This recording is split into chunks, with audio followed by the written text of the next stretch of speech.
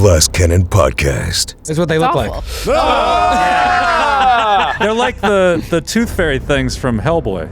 In fact, let's be honest, it's a tooth fairy swarm. Roll for initiative. Nobody likes the swamp. You both take 4 points of bludgeoning You're damage. still up, Oh my gosh. right? I had 5 hit points. Yeah. Oh my gosh. Wow. Let's go to work. The range of emotions we've seen in like this 10 seconds. No, for real. This is Yeah. wild. That is 9 points of fire damage. Okay. And it dies. Okay. Shall we continue through this next doorway? Kunk. You open the door. Oh, I see something. There is a decked out female centaur. What? And she holds in one hand an enormous longsword, and in another hand a huge steel shield. Hi. My name is Asta. I am Salah, Captain Salah.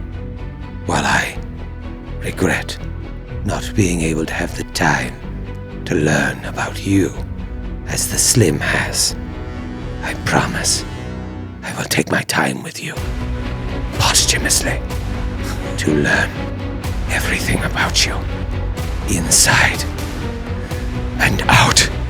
You are not worthy, and I will prove it. The adventure continues now.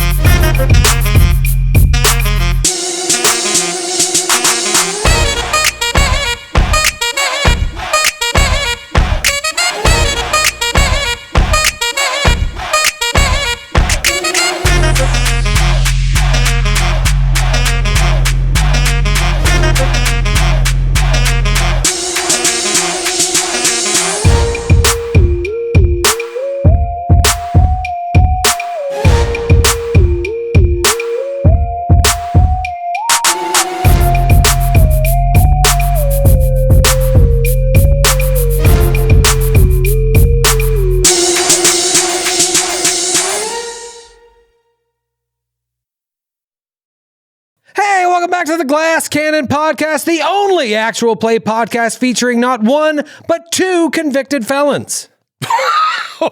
I didn't think we were talking about that on air. We'll never say. Show yourselves. you know what? I bet you won a Sydney. What? You just give me those vibes. Yep. What in the world? Let me guess, it was a crime of passion. Look at this. She's got a dagger next to her and a calculator. It was an maniac. Calculated. It was an White collar criminal Sydney Emanuel. Over Yep, I'm over here just doing fraudulent taxes. Let's be honest, how many people here are comfortable talking about the time they got arrested?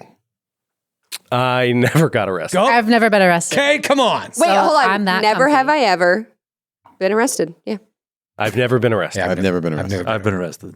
Oh, No, you have not. Bum, bum, bum. skids the felon. He's the one that's been arrested, but he's not the only convicted felon. Dun, dun, dun. I will say, I was thinking about this the other day because I got arrested and I was in jail, and they take your belt and everything, and I'm just like, man, it sucks.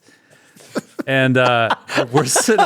That was the top of the list. The belt. Well, and gotta it's lose like One day I it's- choose oversized pants. It's the thing. It's one of the reasons I was so glad I got TSA pre-check, because it's just like I just want to have some dignity. I want to be able to keep my belt on as long as I want to have my belt on. One of the little things that they rob you of when you normally get on a plane.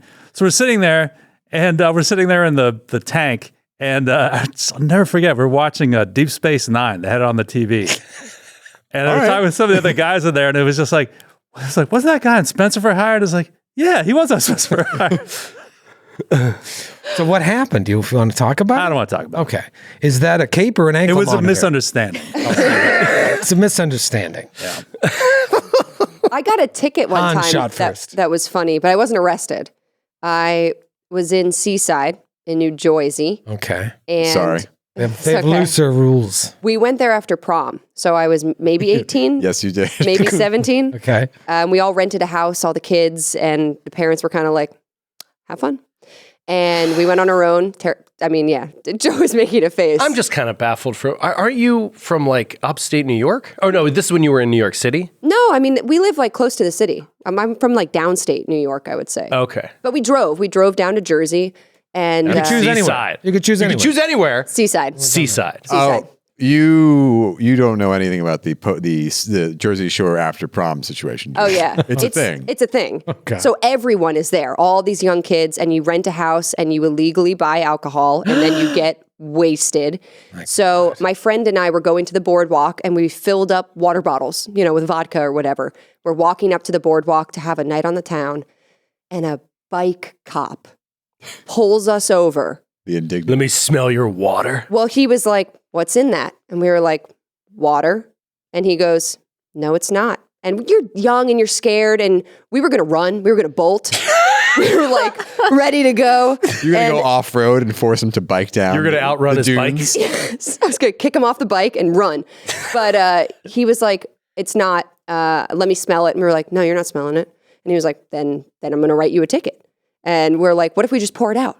And he's like, "Well, why would you pour out your water bottle?" And we were like, Like to water the seagrass, It just- officer. It's like talking to a bridge troll. Yeah, I know. I was like, "Is this a riddle?"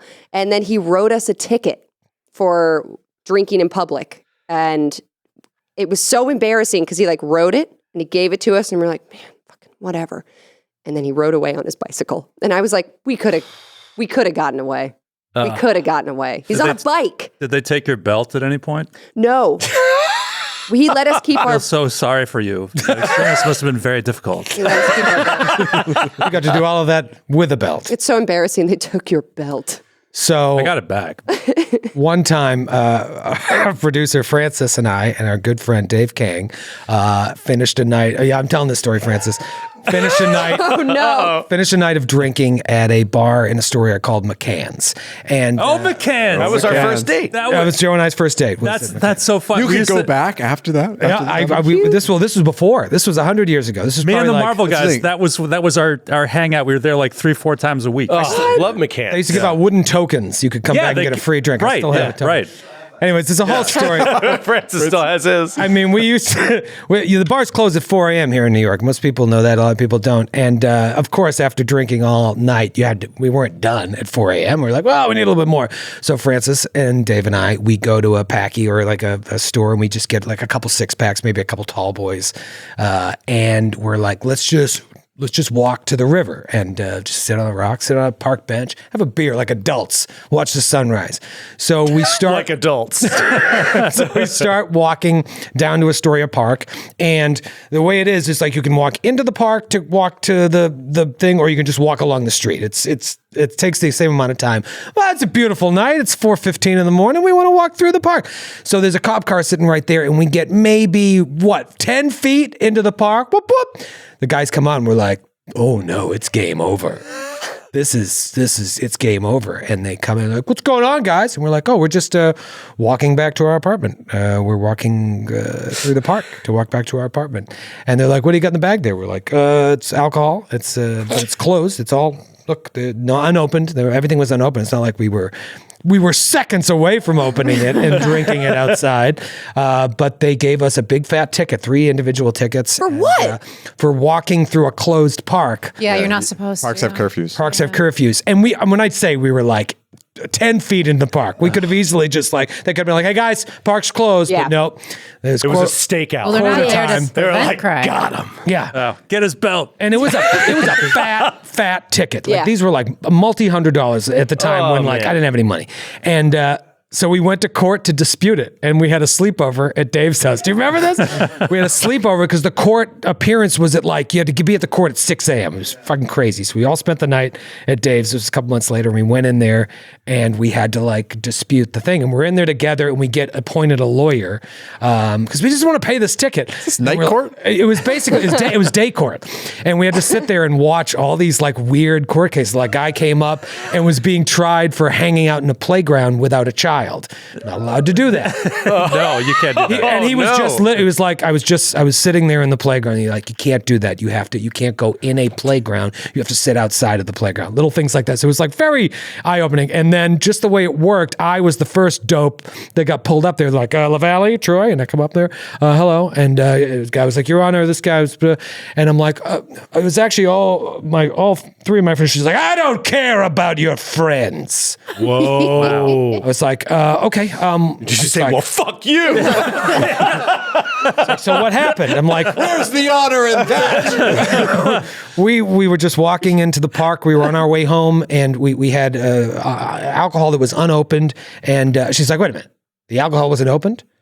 And I'm like, yeah, no, it was all unopened. And the lawyer's like, yeah, the ticket even says the alcohol wasn't open. She's like, bring the other ones up. You guys are all set. You don't have to. Wow. Yeah, so we got off, and Wow. that was a big, hefty chunk of change. But we didn't get arrested, but that was one of those moments, and I've had dozens where I was like, gonna get arrested, and didn't. And you know what? And if that cop wanted to land the ticket, he just needed to wait 8 more minutes. Yeah. Just watch you. Would have got drunk. Yeah, Just keep watching until you sat down, rooted in the bags a little bit, and then whoop, whoop. And then you would have been, It's just proof that the system is so broken, though, that this cop was waiting for people to walk into the park to give them a bogus ticket. It's probably the 30th of the month, and they had to get their quota. And you went and fought it, which is good on you, because most people wouldn't do that. And the cop didn't show up, I think, too. No, of course not. When the cop doesn't show up, you should always dispute. You just got to waste a day, but you save a few $100. I was in one of the last times I was in McCann's. I was sitting next to this guy. And I heard his voice sound familiar, and it was MC Chris. Remember MC Chris? Yeah, from Aqua Teen Hunger Force. Oh my gosh. Because I had just seen him perform down near NYU 2 weeks previous. So I was like, are you MC Chris? I was like, yeah. And so I talked to him for a half hour, and then I introduced him to the Marvel guys like Pat McGrath, and I think Nick was there. And I had to go home, and I guess he just proceeded to pitch them really weird Spider-Man ideas for the whole rest of the night. That rocks. Yeah. McCann's is great. They had a little pool table in the back, but the walls were too thin. So Yeah. if you had to take a shot from the side, you had to use a tiny little stick. They had tiny little sticks, just for that. There were 2 tables back there. I used to go there and play pool with Landkeith. And we would and we were at the top of our pool game. This is when we'd actually try to beat people and stay on tables and stuff. Is this place still here? No, I think it just Did it shut down? I was going to say, let's go. Our old office, which is, a stone's throw from It was here, you could walk about there. a block away or 2 blocks away. We never really went I there. think it closed, but Ah, man. if it didn't, we should definitely go. We should. Yeah. They had They, food. they have had, darts disturbingly close to where Closed. people sit at the bar. Closed. No. I knew it. I knew it. No. Let's see. What a When? punch in the wiener. That place was great. Bummer. Yeah. It's a really good bar. I mean, it was really kind of a shitty dive bar, but that's what made it great. A great dive. Yeah, it's a great dive. It's a great dive. They had food. They served food. Good staff. Good staff. Great Very staff. great staff. Yeah. Let's go to their website. What are you going to learn there? If they're open or not. No, the website's dead. Oh. Server is dead. Wow. That's what happened. They couldn't afford their website and they had to close. That's what it was. You can't the run it. hosting fees killed the bar. Everyone knows you can't run a good dive without a classy website. Were you ever afraid that you were going to get arrested and it didn't happen? Yeah, I was. I think I told this story. I might have told this story already, but shocker. I was a good kid in high school, and I never drank a drop, and never smoked any drugs, or even came close. My friends and I were big fans of bowling and diners. You didn't even have mayonnaise until you're in college. I'm not surprised. You led a very I didn't have a insulated taco life. until I was in college. Did you grow up in 1950s Milwaukee? That's kind of what it was like.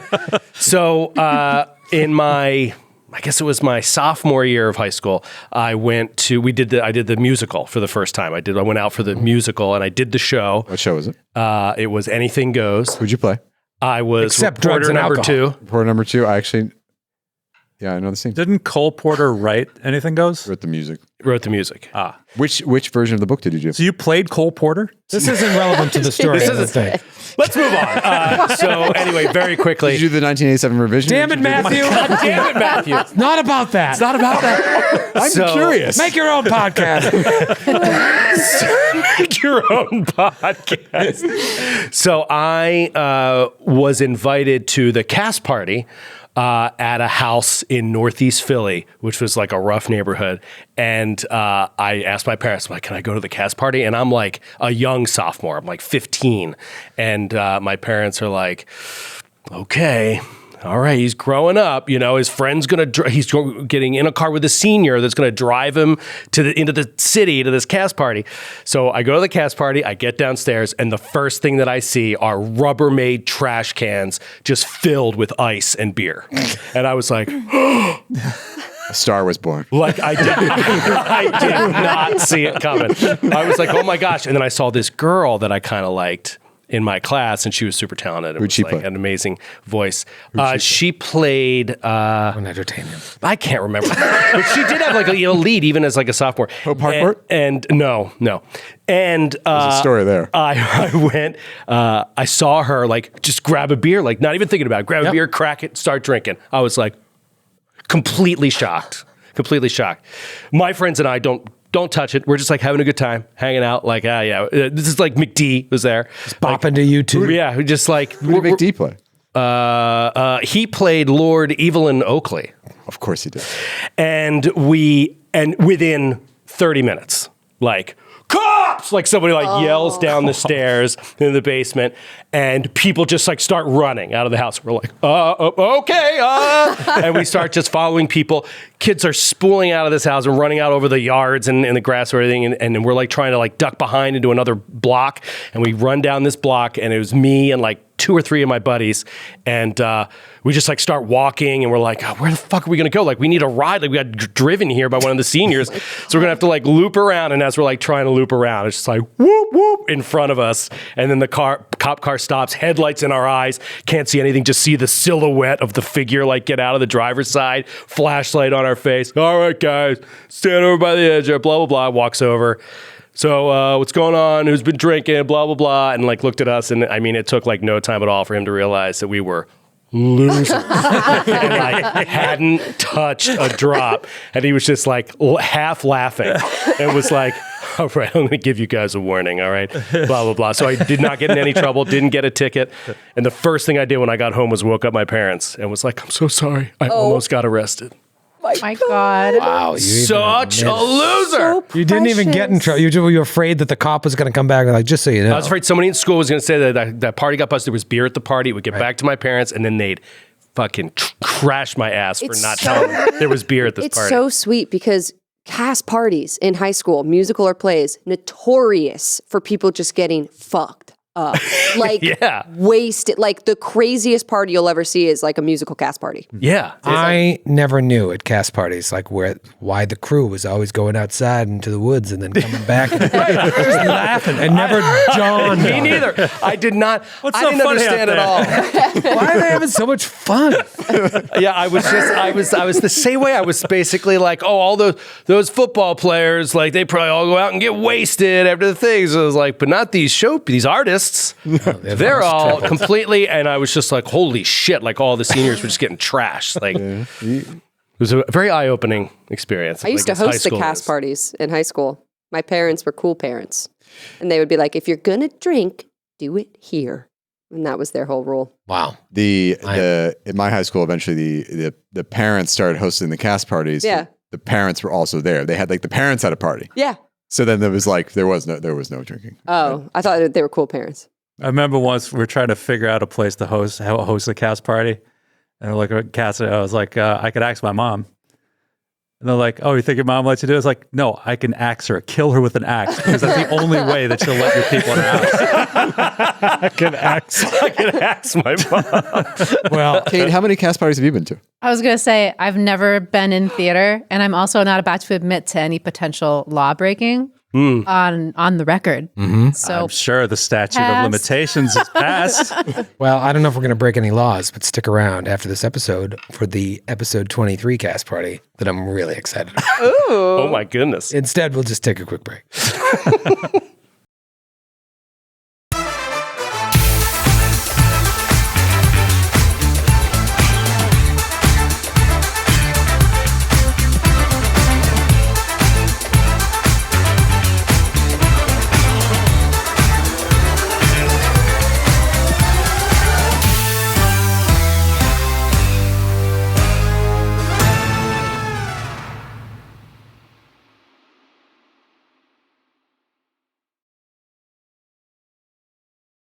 Let's get this episode over with so we can get to that cast party. You guys are inside a, sort of tree. Horrible nightmare. Horrible nightmare tree in Nighthold. What did you think Nighthold was going to be? Fun day stuff? No. Resort? A resort? Nighthold Resort? An all-inclusive? Formerly Nighthold Resort, family fun.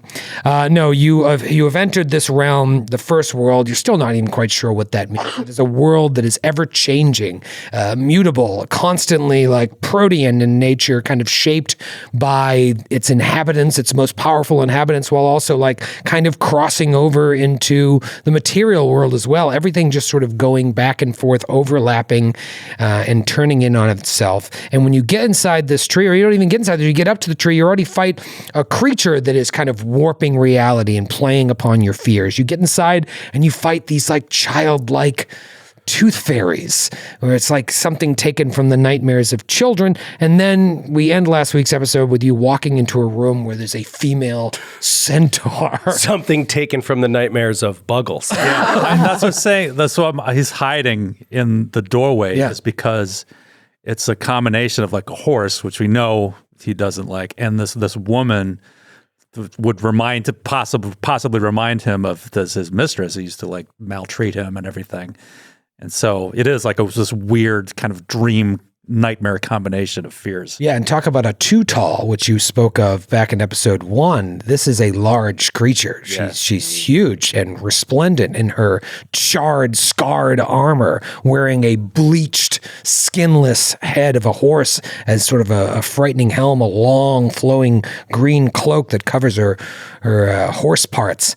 And then, if that wasn't enough, there's a floating muscle circle full of blades and a single eye. So they needed to add a sentry into this. I don't know what's going on here. This doesn't, to me, feel like a winnable sort of combat situation, a traditional combat situation with the size and, well, at least for the artwork, the apparent martial skill of this character. So I don't know if this is like something fishy's going on here. Well, obviously something fishy's going on, but if it's going to be like not really resolve as a something weird about that muscled floating eye. You want my theory? Oh yeah. Yes, please. I think the centaur is an illusion, or a figment, or doesn't really exist. I was going to say because That's what she also was like, I've killed all the enemies of Kaneepo and they line the room, all these skulls. And Joe was like, okay, so it's a level 37 centaur woman who is going to hit us level 2 players. Right. And then also the basic concept, I think we talked about this after we stopped this episode, was like the basic concept of you're chosen by Kaneepo to see if you're worthy, blah, blah, blah. You come here and just to kill you. I mean, maybe this is a test. Maybe if we get her down a certain number of hit points, she's like, oh, right. You're worthy. You can meet Kaneepo or something like that, possibly. But it's also a callback to that worthiness thing that everyone kept mentioning. Which then made me think, I wonder if like the 3 main people that we know as missing are like, came exactly here and like died in this room. Or like Werner or whatever. Werner? Varna. Or were we supposed to do something in the first room to make ourselves worthy? Magpie Mapleton or whatever her name was. Pebblesworth. It was like Henrietta. I think Hatria you Pebblesworth. guys are going to take better notes. Hatria Pebblesworth was the woman that got... Wait, hold on. We are taking better notes. Joe is not representative of the note taking. she was the one that her cart got destroyed and she was killed back on the way between seven Kill, I arches. thought she was missing. Right. There's the woman who's Maybelline. family, Maybelline. I believe that was what he was going for with Magpie Maple. Magpie Maybelline. And then there's Varna, the wooden septum-piercing oak steward Who's missing? that Malchior is looking for. And then there Henry was Buckets. Henry Buckets. That's what, Henry Buckets. And so, but the idea is that we started to see that each of these people seem to be being led somewhere, right? And we feel like maybe we're also being led somewhere with the sign outside the door and the bird in the room and everything. Is everybody being led here? Are there skulls on this wall? Or were they considered worthy? And Probably. Or are they the hunks of meat behind us? Exactly. There are hunks of meat. There are skulls all over the place. She claims to be victims, enemies of Kaneepo. And then she goes on about her former life where she would judge from the shadows, learn all about her prey, and learn everything she could before finally taking their life, and regrets that she won't have time to do that beforehand, but promises you afterwards she'll take her time with what's left. Unless you're worthy. Let's roll for initiative and find out. All right. So, yeah. Well, that's the other thing that really bothers me.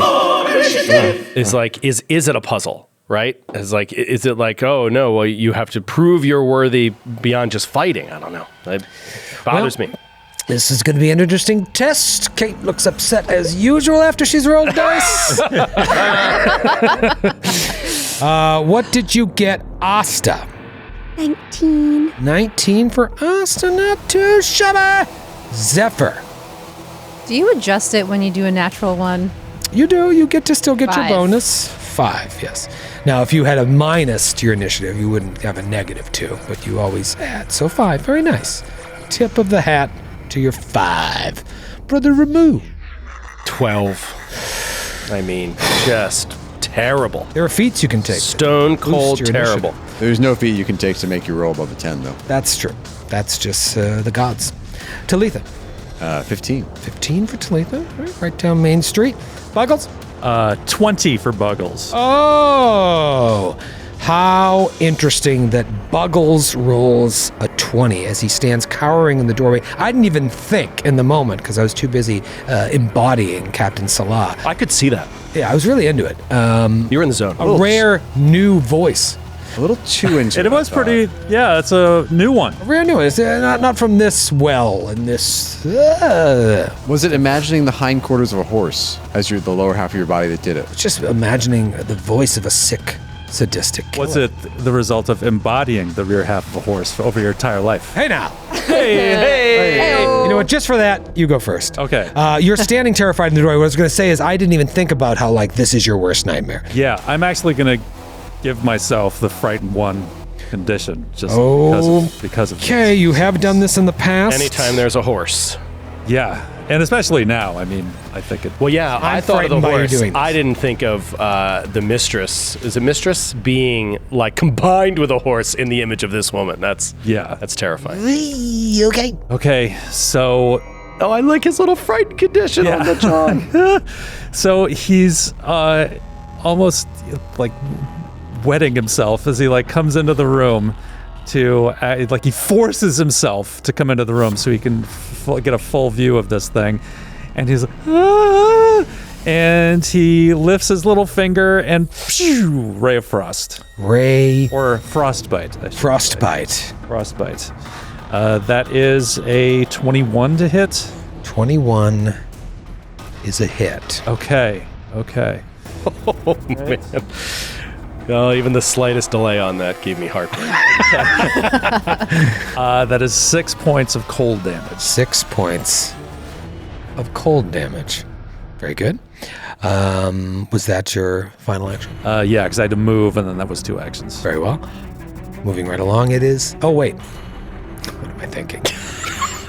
As you step into the room and stand there and face down this horrible thing, you're able to muster up the courage to fire a spell at your greatest fear.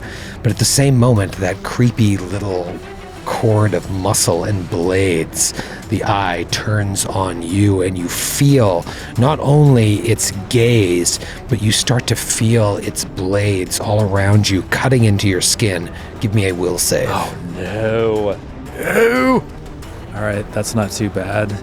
That is a will save. That's a 20. 20. Okay. So you feel these things kind of creeping into your body, making you feel even more frightened than you already are. But you're able to like stand firm and push down those fears. It is Asta's turn. If I move and jump over the table, do I need to do any checks or anything, or can I just kind of hop on the table and hop off? If I have like an extra 5 feet. Yeah, I'm going to say that then you could just go up and over. It's Okay. not like a Centaur-sized table. It's a table meant for all of you. Let's not hold you over the coals for this here. All right, so Asta is going to move first action. Second action, I'm going to use one of my focus spells, Force Fang. Force Fang? Yeah. I briefly turn my attack into pure force to bypass my opponent's defenses. I'm going to attack the little blade ball. Gonna attack the blade ball. All right, so you just come down. I like to imagine that you're like using the energy from hopping off the table to slice into it. It's cool. It's like basically my katana becomes a spike of pure force. It just like magically changes. Amazing. So let me... That would have been wait. good against the swarm. The Force Fang automatically deals 1d4 plus 1. I don't even think I need to make an attack, Force Fang. potentially. Okay. Are there any saves or no? It's a spell, obviously. The Force Fang automatically targets one creature to force to bypass your opponent's defenses. Choose a target within your reach or within reach of a melee weapon. If you can use Spell Strike with a ranged weapon, you can target a creature in your first range increment. For instance, you transform your weapon around time to a spike of pure force, replacing all its normal statistics and abilities. The Force Fang automatically. Deals 1d4 plus 1 force damage Nice. to a target. That is... I don't believe you. Oh no. I'm trying to see. You briefly turn your Yeah, I attack. mean, it is a focus spell, which is a limited resource. It's Yes. not something you can It spam. also see. decreases your damage. Yeah, it's basically like a, whatchamacallit, a magic missile from your fist. Yeah. Yeah. Yeah. That's exactly what it is. Yes. Yeah, all right, great. You sacrifice the damage. Yeah. Oh, no, you can spell strike with it. I can spell strike, but I'm not going to just for action economy. I moved. This only costs 1 action. Got it. And then for my next action, you'll see what I do.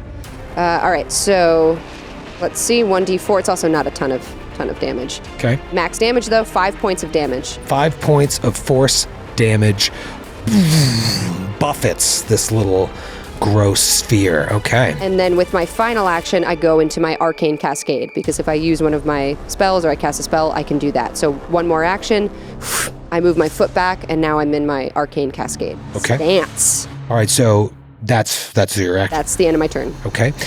You standing right next to this thing start to feel the same strangeness of its blades against your skin, not unlike what Buggles felt, even though it is not physically touching you.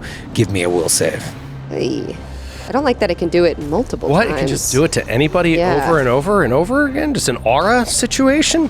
15. 15, you are frightened one by this unsettling feeling. Yeah, maybe it's an aura then. I don't know. Sharp blades just pressing against your skin, even though nothing is touching you. It gives you the frightened condition. Okay. Frightened Uno, it is now Captain Salah's turn, and you are right there. However, I am considering You wouldn't hit something. a girl, would you? She's a girl. Pulling out all the stops. Asta says that low, so quietly. You wouldn't hit another lady, would All right, you? I mean, hearing the way Troy tells it, had dozens of encounters with the police. He's a very unsavory character. You don't know what he'll do. He's kind of the bad boy of the bunch. I've just done a lot of dumb peeing on the street. Sometimes you gotta go. All right, here's what happens. I am going to... Do you have an attack of opportunity? No. Okay. She kind of disengages from you and runs, starts, I said, her hooves were up, and she comes down to the ground and starts galloping and gallops through Buggles, Brother Ramius, Zephyr, and Talitha, ending up on the other side of Talitha. Everybody roll a reflex save. So she destroys the table. She destroys that edge of the table there and tramples. Like all she of it. runs around a path around the table. No, She very runs. conscientiously only destroys a little bit of it. Well, she just ran through the top portion there. But yeah, she strides up to double its speed, moving through the spaces of creatures of the listed size, trampling you. So give me a reflex save. I hate this. Oh, I mean, there's nothing that can be done. There's nothing that can be done So when you are me. You did good. You did bad. What'd you roll? I fumbled, most likely. What was the actual result? I'm trying to consider capping it. Matthew! Okay. God! What did you I'll get? just take it. 9. 9, okay. And what did you get? 22. 22. And Zeph? 21. 21. And Buggles? I have a question. Yes. Is a natural 1 bad? Yes. You have a bottle Yeah. cap, don't you? I do. I think I'm going to exchange a bottle cap so that I might re-roll my save. Yes, that is a good use of said cap. 16. 16. Okay. Fail, not critical. Pass. Pass.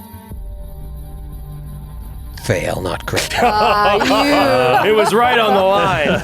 Right on the line. So you guys are going to take half damage. You two are going to take full. You two being Buggles and Brother Ramius. Okay. It is going to be 9 points of damage to Buggles and Ramius, 4 points of damage to Damn. the others, Zephyr and Talitha. And, badass move to be able to do that, but that took all 3 of my actions. So now it is, as I've listed in the initiative, Gross Blade Ball's turn. Gross Blade Ball. Gross blade ball. Old Gross Blade Ball is just standing right next to a little wolf Please. lady. Old gross blade ball is my father. Please. All right, so you see it first of all start to glow. Like little pieces that you cut away from it start kind of like restitching itself on the ball. And then it is, oh man, so many fun things to do here. Let's do... All right, what it's going to do is kind of fly through you, and as it does, like cut at your skin. So it like flies through you, and I need a reflex save, and just like it basically like a spinning blade tries to whir and slice through you. Oh boy. That's going to be 15. 15 is a fail. So a couple things are going to happen. First thing is you're going to take 3 points of slashing damage, and then you're also bleeding. Oh, no. Feeling. You will take 1d4 bleed at the end of your turn, but maybe you'll flat check away from it and you'll live forever. That was its first action.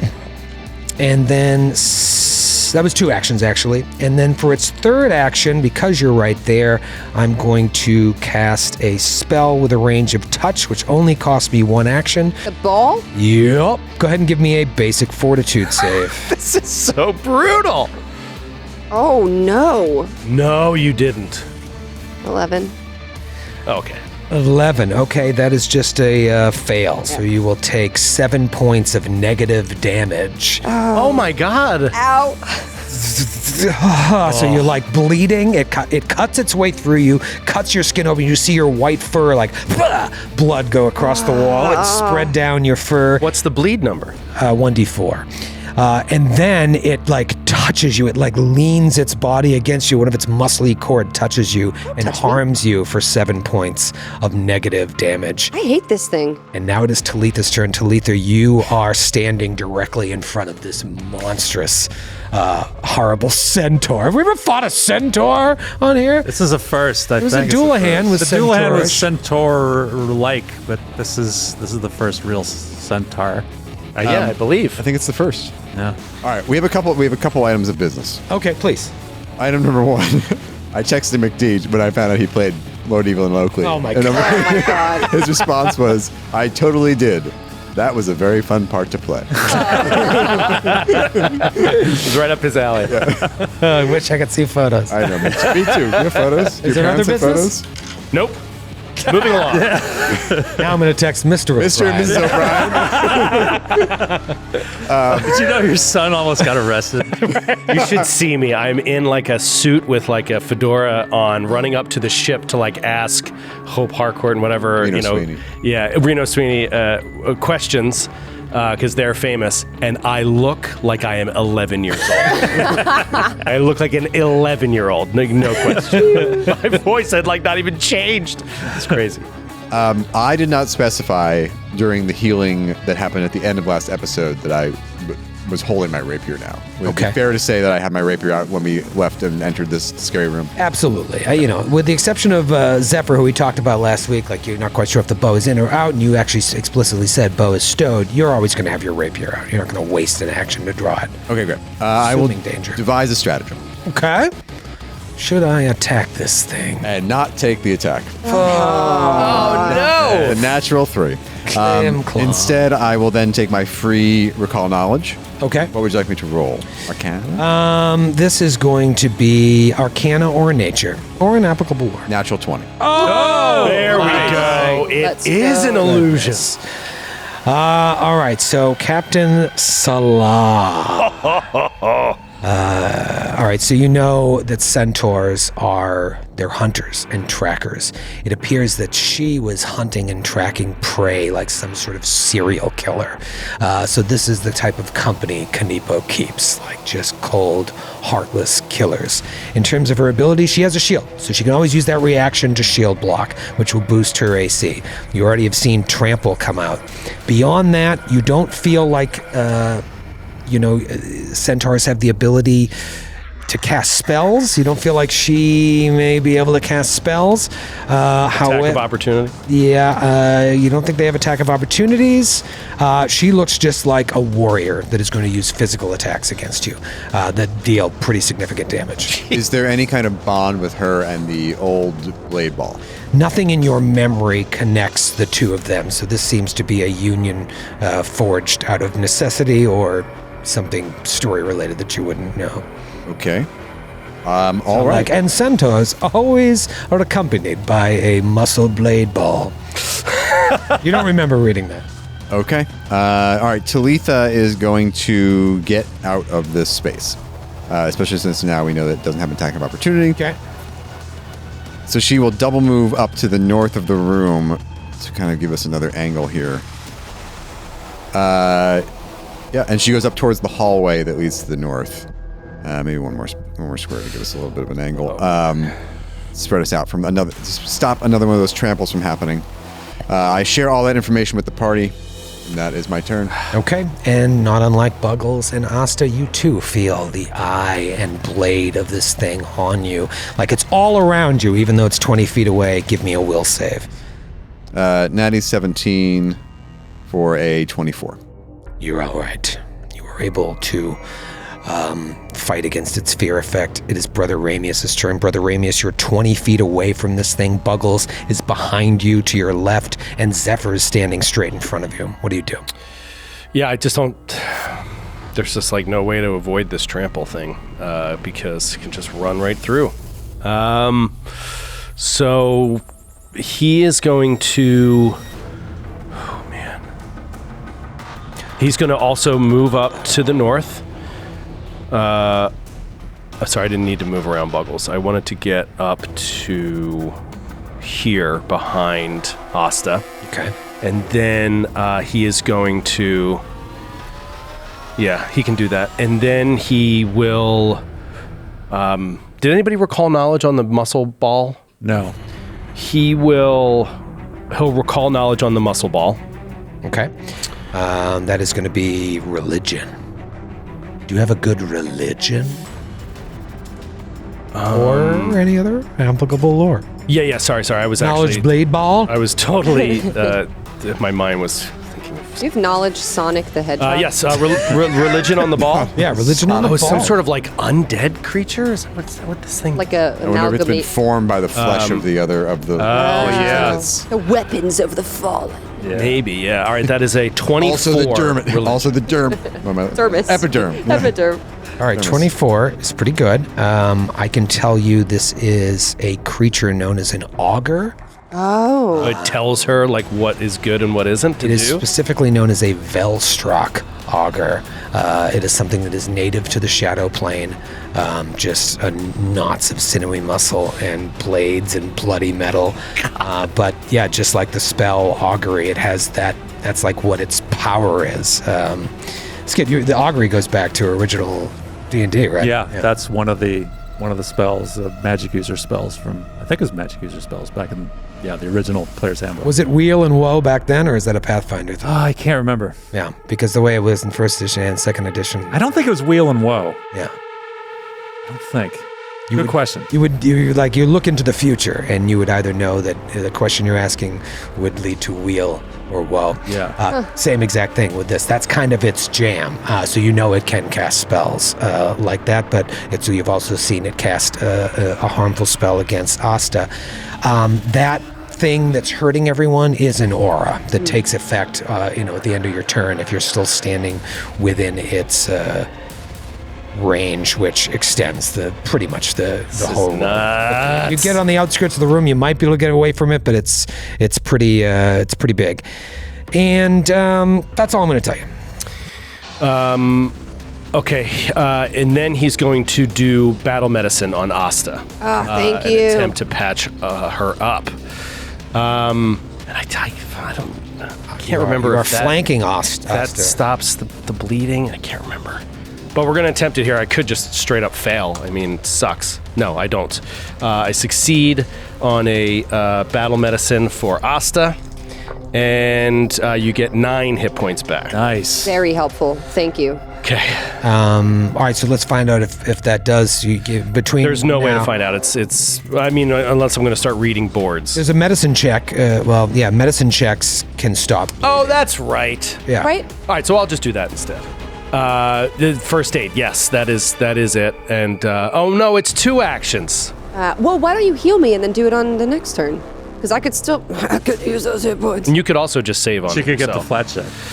Preserve the Yeah, actions. so I don't have the actions. I moved. I did the recall knowledge. I only have 1 action left, so I'll battle medicine for now. Thank you. And That's still very helpful. Yeah, but you're still bleeding. So Yeah. All right, cool. Great. Go ahead and give me a will save as you try to Come on, Ramius. It's the one thing you're supposed to be reasonably good at. fend off the fear. 21. 21. You're all right. All right. For the Ramius. Ramius! Ending the round, as always. Do is not Zephyr. fear you, strange beast. You know what? It is kind of like always. Zephyr the Bolus, as they call you. So I did say that I put my bow away, or I didn't have it out when I was walking into this room. And you're standing 15 feet away from this Yeah. creature with no one between you. So I did. I don't like this ball. I don't think anyone does, and I want to try to take that out first. So I'm going to take out my bow, go into monastic archer stance, and try to flurry of blows it within my volley. I still feel like it's worth it to try to hit it, because then I could also try to stun it. You know? Maybe if it's not, Immune to mental effects. or no, if it doesn't no, have it's not that a mental. incapacity, if it's not higher level. Right. Oh, right. Incapacitate. Okay. All right. So it's going to be a +6. So that's a 20 to hit on the first one. Yep. Nice. All right. Hey, that's buddy. Get it. Get And it. roll the second one and then do the damage. Okay. So we, And the second one is a natural 7. I don't think that hits. It's like a 9 or 10. that's a miss. All right, so now just roll your damage. So my damage is 3. 3 damage, all right. And then you do a 3 total? Oh, you missed the save. second hit. Right. Yeah. You do a Fortitude, right? yes. All right, so first action, you pulled out the bow. Second action, flurry of blows. Mm-hmm. Okay? Flurry of bows. Flurry Fleur- of blows. flurry All right, so you're not in blows. your archer stance, or you got into that? Was that an Oh, action? Wait. I did not. Yeah, you're right. I can't do flurry of blows. Oh, what I was going to do is take it out and just do 1 hit so that I had it out, and then my next turn I could get into it. Okay, so you're not in your monastic So archer I'm not in my stance. stance. I would say the first one just hits. It's a regular and hit. it's not going to trigger any stunning fists because Okay. that only happens on flurry of blows. Why can't you do flurry? Why can't you get into the stance? Because many it's 2 actions. actions. And then I don't get to hit. And I Stance figured is 2 hitting was actions. more useful than not. Okay. Now, so then you still have an action, don't you? Yeah. Nope. Took out. Fired once. Oh, yeah, you wait, can fire wait. again, I guess. Wait. No, she drew the bow. Drew the bow, fired once. No, that's what I meant to do. I drew the bow, I entered monastic archer stance. That's 3 actions. That's 1 action. You said monastic was 2. I lied. Misspeak? Yeah, no, it's 1 action. Yes, Okay. you all confused me when you questioned me the first time. So You never said monastic archer stance, though, right? She did. I did. Okay, all right. So that's And first third. action, pull it out. Second monastic. Third flurry of blows. Second hit misses. First one hits. I'll roll the fortitude. Now you do, yes. Okay. Yeah, crushed it. 22. Ooh. Class DC, class DC. It's Class success. DC, class DC. Yeah, I don't think there's a. Even if it's not a critical, I don't think there's like a half John on that. So, It'd be around 18. Yeah. So all right. Okay. Let me know if it's I not. believe you. As we move into round 2, right after this quick word from our John. Still relying on digital dice rollers for your random number generating needs? There has to be a better way. Now, there is. With the new Glass Cannon Podcast Campaign 2 cast dice sets, you can generate random numbers right on the table. No more hassling with smartphone apps or programs on the internet. No more judgmental stares from the Matthews of the world. And now when you meet that special someone out at the club on a Friday night and they ask you if you own any sets of gemstone dice, you can say yes on your way to Sextown. Get your Glass Cannon Podcast Campaign 2 cast dice set today at glasscannonnetwork.com/store. But order now, quantities are extremely limited. Except for Joe Dice. We have plenty of Joe Dice. Thanks, John. Top of round 2, it is Buggles' turn. Buggles, this thing has just like trampled you and all your friends. Asta is toe to toe with this vicious blade thing. You're about 25 feet away from the Centaur with Zephyr right in front of you, who focused her fire on the blade, on the auger. What do you do? Okay, so yeah, Buggles is like, his teeth are audibly chattering just from the fear. But when he shoots this frostbite, which is actually, it's not Ray of Frost is an attack roll, it's actually a basic will save, or a basic save, whatever. But the moment he like fires this off, his eyes like flash like red again, and you hear this voice, and it's not in common, but it's like it's subtitles. It's just like, your fear sickens me. This is the hour of the Kolakan. And he rushes right at the Centaur. What? And your fear sickens me. he says, "Gawk!" And his little fist like turns into a fireball, and he snaps like as he swings. What is going on? That's a 21 to hit. 21 hits. That is 11 points of damage. Holy. Let's go!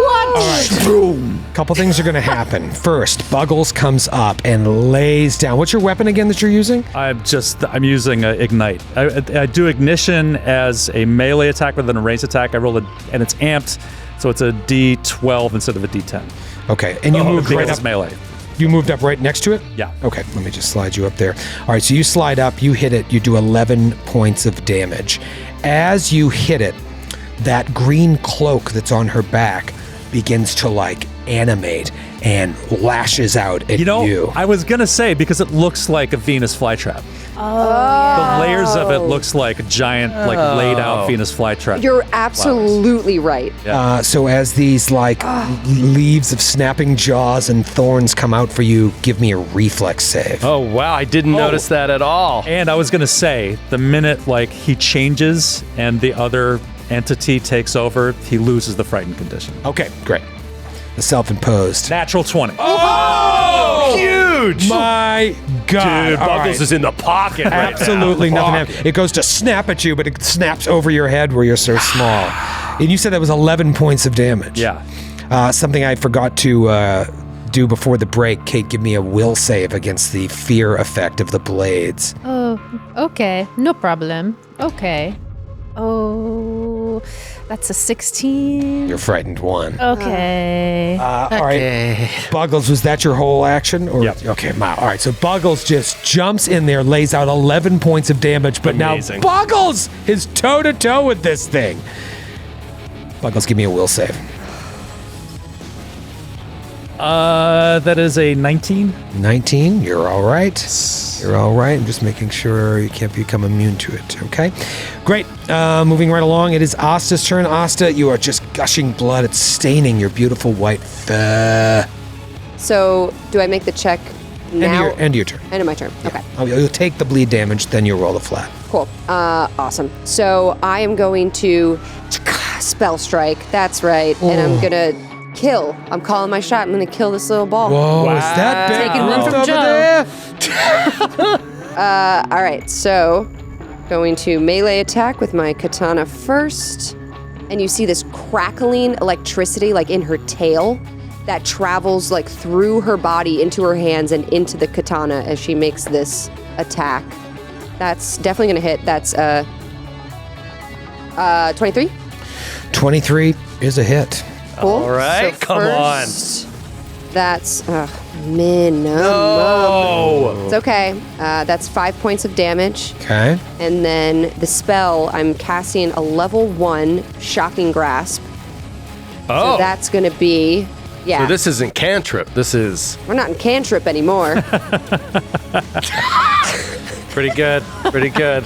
It was great until the point. Yeah, the pointing really Pointing was the best part. took me out of it. For the audio listeners, they're loving it. No, they think it it was awesome. Very good. There was a bit pause there. Okay, so that's going to be 10. Oh, and because I'm in my stance, I get a +1 to my damage. So, Oh, nice. What did I say for the katana? Sorry. Well, it's just another point. of So damage. it's 6. 6 for the katana, and then that's going to be 18 +1 circumstance. Oh, okay. If the target is wearing metal or is made of metal, I get a +1 to my attack. So that's fine. You already got that. But you also take 1d4 persistent electricity damage on my hit. Oh, wait, how much electricity did he take? 18 points What of was the to electricity. hit? Or is there no to hit? The katana hit, and so now you're just doing this is the damage? spell Yeah. strike. Okay, so 18 So it was points, 6 slashing 18 and electricity. 18 electricity. And so you destroy it. You called your shot, you Did all your shot. It's very, very strange. Like you hit it, right? And it's just like a So funny that it's a ball, so too. bad. you hit the ball and it just like boom, and it boom hits the floor and it's just sitting there in like one solid piece on the ground, like it was a weight that hit the ground. And it just seems like inert. It's just like a nerd. Yeah. Doom, doom. And do you still have actions? You yeah, I have better one not. more action. You better not. This is ridiculous. I do. I have one more Your action. character's too powerful. So it took the electricity. It also would take, I know it had the regeneration, so it would take persistent. Is it going to come back? Well, you did see it sort of stitch back. If it did have some sort of regenerative property, you need to find out what can bypass that regeneration to end it. The electricity will kind of keep it at bay because we'll keep taking that damage. But Didn't you roll a successful knowledge check on this thing? Did you roll well too? I rolled a 24. We didn't know what. I gave you a lot of information. I just didn't give you that. Well, just so you know, it does have the 1d4 I mean, you gave me a lot persistent. of lore, right? Give you some lore. But did you give me any useful mechanical information about it? None. Here's what I'll tell you. If it does have some sort of regeneration, and it does, you are the only one that can stop it. Shugga-ga-ga-goo. Well, it has the persistent electricity, so Yeah. it can keep Yeah. it. That helps. putting it That down. persistent is going to help. But, I think by the rules, I'll still roll flat checks against it to see if it stops that persistent damage. However, if it does have regeneration, only the things that will bypass it, which are what you can do, your sort of divine spells, What is it? it could come back. Is it good? It's good, yeah. Well, see, I don't know if I have that. Yeah, but since we're not really doing with alignment, you just need something holy. Yeah. Okay. All right. So then. Or silver, but I don't think anybody has any silver weapons. What about positive? No. No. That's different. So with my final action, then I'm going to run and flank with Buggles on Big Horse Lady. Run flank with Buggles on Big Horse Lady. Well, it's Big Horse Lady's turn. That's Mrs. Big Horse Lady to you. And she is going to raise her half her body up, and it's going to come down on Buggles. First attack against Buggles. Miss with a 13. Wow. All right, second attack does the same thing and turn. Or do I want to swing a sword? No, more damage with the hooves. Comes down. Boom! Tries to punch you with a hoof. Asta, natural 20. Oh. And she's already hurt. Norse Foundry. No, I'm not. Critical threat. Oh, Critical threat. okay. Norse Foundry 20, named character. Oh, Before we snap get into it. skiggity. I'm going to play by the rules. I'm going to be a rules boy. Please. I never made my flat check for my bleed damage. Yes, so let's take the bleed damage first, which is 1. Only 1 point of bleed. That's good. Cool. That's Now good. give a flat check, young lady. 8. You're still bleeding. Okay. Just wanted to be a rules boy. Oh man, this is nuts. Named character, nat 20. All right, this one from Troy die. Jammy in Taylor, Texas. Hi, Jamie. Jammy, JMI in Taylor, Texas. Possibly Jamie. Jamie. Not your probably, Jamie. Probably Jamie. Probably Jamie. Probably Guessing Jamie. it's Jamie. Hi, Jamie. Jamie. Jim Jam. James Maybe Jam. he's the guy they named the hip hop music award after. The Jammies. The Yeah. jammies.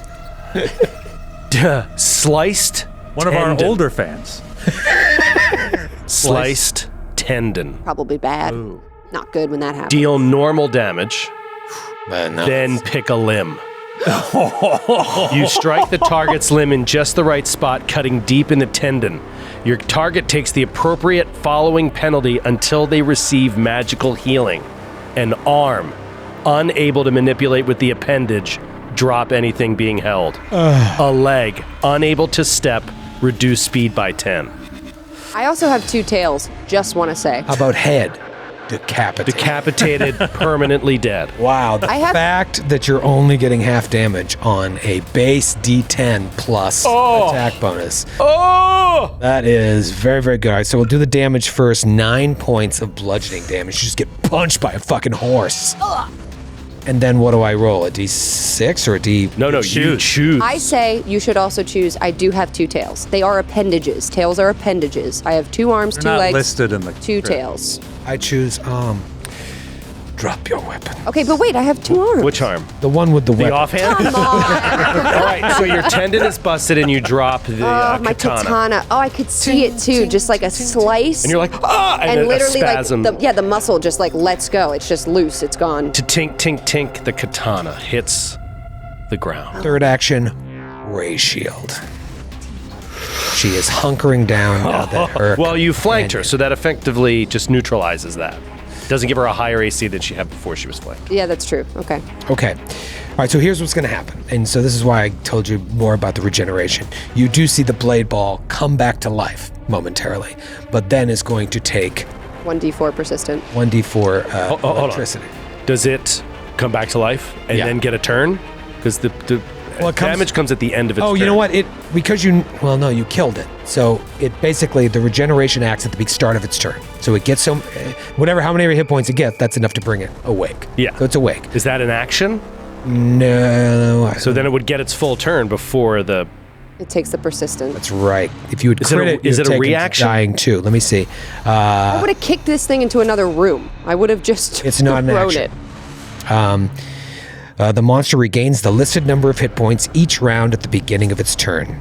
And blah, blah, blah, blah, blah, which is not super important. All right, so it comes back to life. Oh, God. You know, it's crazy. It's going to get its whole turn, and then, unless I roll minimum damage on the electricity, it's going to just go down again. But this, giving it a whole extra turn is amazing.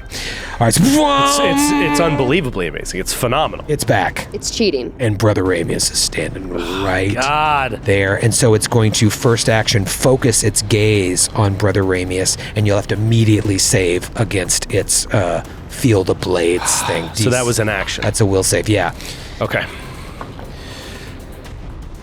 Fail. That's like the 15th 4 I've seen you roll. Yeah. Die is ice cold. You are a frightened 1. It was a 14. So frightened 1. I mean, that really hurts. That really hurts. A guy who already stinks. Now, frightened goes down by 1 each at the end of each turn, or is Yes. All right. So remember, like if you were frightened before, it goes down by 1. I'm not frightened anymore. Yeah. I haven't been putting the conditions on you because you guys have your own Demiplane sheets. But just remember, you're frightened 1. It goes away at the end. Who of is sponsoring this episode, which I don't think you even mentioned. Demiplane? Demiplane. I mean, honestly, if you're building character sheets, It is the best one out there. That's it.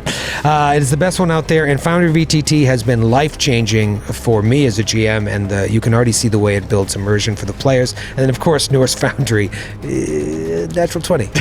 Every time. I just rolled another one. Get out of here. Troy dice on sale in the merch store.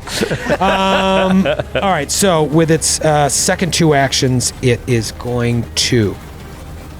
Let me see if that includes movement. If I want to do that whirring slice. Yeah. Also, okay, the creature regains hit points. Let's get real ticky-tacky. Yeah. Because this is a serious situation. Does it just, like, hover for free as well? Is that just a thing? Or it should does it stand have up to, like, from get up from prone, quote-unquote? Well, right? it can just fly. It doesn't need an action to start taking off. It has a fly speed. So what it did to me, it just did from the ground. From the ground, right. It's very disturbing. Yeah. And so now what it's going to do is just start spinning in place and just shoot its way at either you or Asta. Man. Or anybody I want, honestly. You guys seem more fun here. Asta's already bleeding. Puggles is over there. Zeph, you know what? Let's have some fun here. Talitha, you look a little too comfy over there. How did I get involved in this? How did my character get involved in this encounter? All right, you know what I'm going to do is I'm going to do 1, 2, 3 Talitha, 4, 5, 6 Ramius. I think we know where this is going to end up. Talitha. It just kind of... Brother Ramius tries to hit it as it goes by, and it's embarrassing. Just like, wow, that guy has never played softball. Go ahead and give me a reflex save. It attempts to cut you. 14. Fail. All right, so a couple things are going to happen yet again. You're going to take some slashing damage. 3 points of slashing, and you are bleeding. This thing sucks. And now, why don't you go ahead and give me the 1d4 electricity damage. Gladly. Come on, max it out, dude. Kill it. There you Again. 2. And that's enough to take it back. Yeah. Oh my God! It This gets thing, 1 point back. It gets 1 or 2. One or points two. back. But we gotta put it down. That's amazing. I 'Cause just, we can't let it get another turn. Which it will. I'm looking at you, Joe. I got other business to attend to. I'm sorry. all right, well, that thing is now behind Talitha. Talitha's got to deal with it, but can't deal with it. Just wants to get away from it, probably. But that means you're getting closer to Captain Salah. Why Don't can't you try deal to with think it? my thoughts for me. Well, you tell me what you're thinking, because it's your turn. Okay. And you're bleeding. I'm going to stick it with my rapier. Oh, yeah, take it down further in the dying. Okay. Roll. To hit? The tiny little thing, yeah. I mean, It's probably a an easy tiny thing. little thing. Do I need to devise a strategy? Real quick question. Sorry.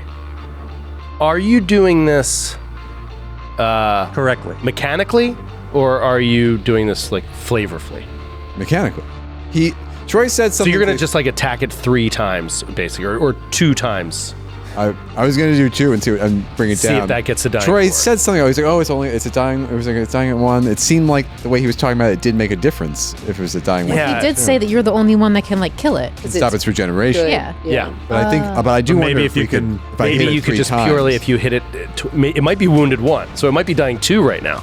If he's tracking that, which you don't normally track, that's why I'm a little weirded out about this. Because you might hit it all you want, and he might just not let it But also, happen. I wouldn't. I think Talitha, even though it would regenerate, this thing came out and attacked her. The most obvious thing to do would be to stick it with the rapier. 100%. Yeah. I just want to make sure you weren't doing this purely for mechanical reasons, because it might not work out.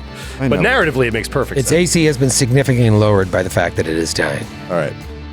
Stab First away. attack. 11. Hits. Oh, wow. All right. All right. So it goes. All right, so it goes to dying 2. Okay.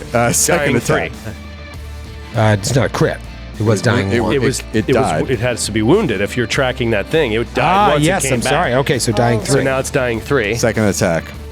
Can you destroy it? Natural 1. Where? Oh my God! How can you? How do you Sleep with yourself. How can you sleep Is that with what we yourself? said? How do you sleep with How yourself? do you sleep with Oh yourself my at night? God, that's We're gonna die. hilarious. That's Oh right. It was my God. wounded, so you took it to dying 3. You go to Like, how does that finish manifest? it off ish. Yeah, like, do you stab your own foot? Let's Well, I guess find we'll find out. out. With Yeah. with the fumble. A Buick drives into the room and hits you in the sword. Another centaur shows up and kicks you. All right, this. Another centaur shows up. Whatever enemy you're fighting triples. Yeah, I was gonna say. If the creature you're fighting is already dead, it Bunch comes of your back to enemy's life. friends from college show up. All right, Are you fighting a Velsak High auger? school bully shows up. we've got Andrew from Derry, New Hampshire. Hi, Andrew. Derry in the house. Derry in the house. Derry. This one is divine disappointment. I'll say. So close to Brother Ramius. One of the gods, perhaps your own, was enjoying the spectacle of your battle until this moment. Your attack misses horribly. It really is horrible. Your embarrassing attack offends the watching deity so much that they inflict you with enfeebled 1 until you succeed on another melee attack. Oh, okay. Wow. I haven't had enfeebled in Pathfinder 2e. Let's see what it does. Do you even have a god? I do. Who's your god? Pharasma. Oh, Dark. Lady of Graves. Status penalty equal to the condition value to strength-based rolls and DCs, including strength, etc. Okay. Yep. So But wait, don't you use your dex? Or do you use strength when you attack? The rapier is a finesse weapon. Finesse weapon. Yeah. Yeah. So it doesn't matter at all. Well, I'm taking a -4 to this third attack. Really? From enfeebled? It's my third attack. Oh, right. Sorry. Okay. I'm going to change dice. You're like, no, from the rules of the game. The standard rules of the game. Okay, third attack. Okay. It's not an. Is it? Is it another one? It's not a No. 1. It's not a 1. It's a 2 to hit. I rolled a natural 6. That's definitely a miss. I feebly kick at it in the dirt. One thing we're not doing is, should it be moving in the initiative order of the person that knocked it? Yeah. That's yeah. one thing we didn't do. It's kind of important. This is a weird situation because these enemies normally don't get dying conditions. right. Yeah. Who was the one that took it out? I did. Asta did. All right. So technically, it should have moved before Asta and never been able to. Yeah. There's a lot going on here. Yeah. Let's just, I should have been able to go before it. Yeah. Well, Yeah. I'm just going to leave it where it is because Talitha is the one that took it back down, and now it goes before Talitha. It is what it is. Is that it, Talitha? That's my turn. Good job. Shut up. It's Brother Ramius' turn. Brother Ramius, you're frightened. Talitha is enfeebled. She looks weak. She looks In weak. the presence of a dead ball. I didn't even hit it, so I'm still enfeebled. Oh, wait, I bleed. You bleed. Do you bleed blood? I bleed. You take 4 points of bleed damage. And I failed the fight. Talitha! Going through all of your D20s. Are you rotating? I've gone Yeah. through. I've gone through 40 20s on the turn. And even when I hit him wasn't great. It's like a natural 5. What do you do? Brother Rami, I mean, this is a nasty situation with this thing and Talitha bleeding, trying to fight it. But he feels that the Centaur is the bigger threat at the moment, so he's just going to turn in place, look back around at this battle that's happening on the other side of this table where Buggles and Asta are flanking the creature, and he sees Asta get really roughed up. So he's just going to yell across at you, Asta, take her out! And he is going to heal you.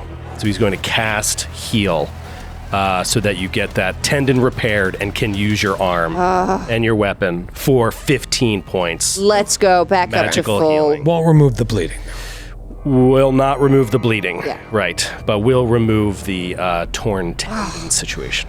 So with with the way it was written, she couldn't pick up her weapon until the tendon was fixed? She couldn't manipulate, I could have used my offhand, but she couldn't cast spells or anything like that. Wow!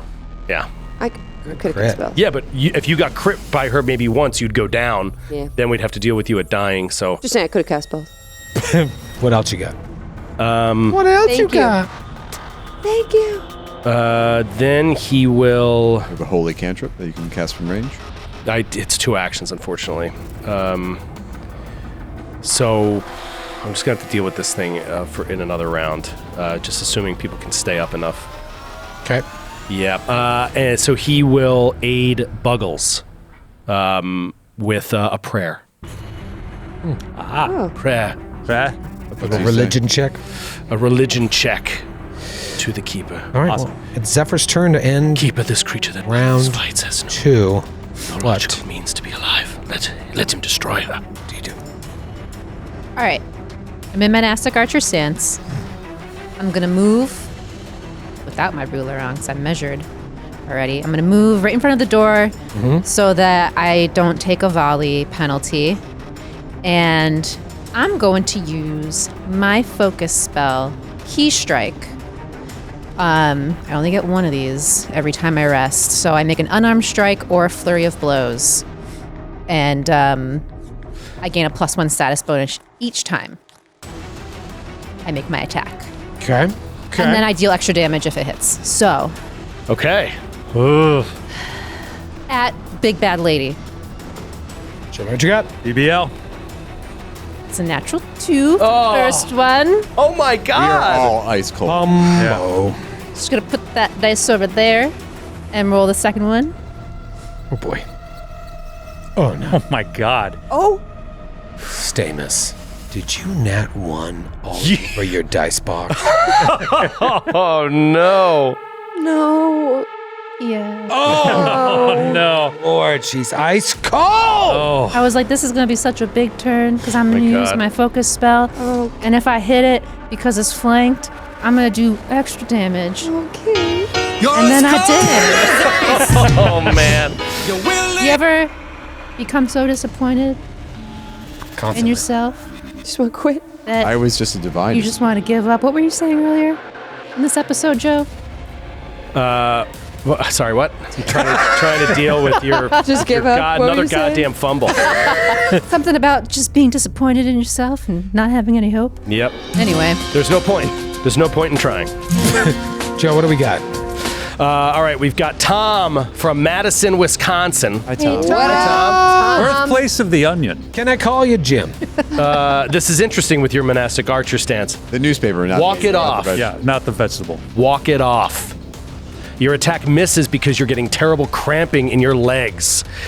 You take a -2 circumstance penalty to your AC until you're able to move for a total of 1d4 times 20 feet of distance. So basically, you got to move around this room to walk it off. Otherwise, you take a penalty to your AC. Wow. good job on that fumble. how also, far does she have that to makes move to me walk so it? mad. She has to move 40 feet.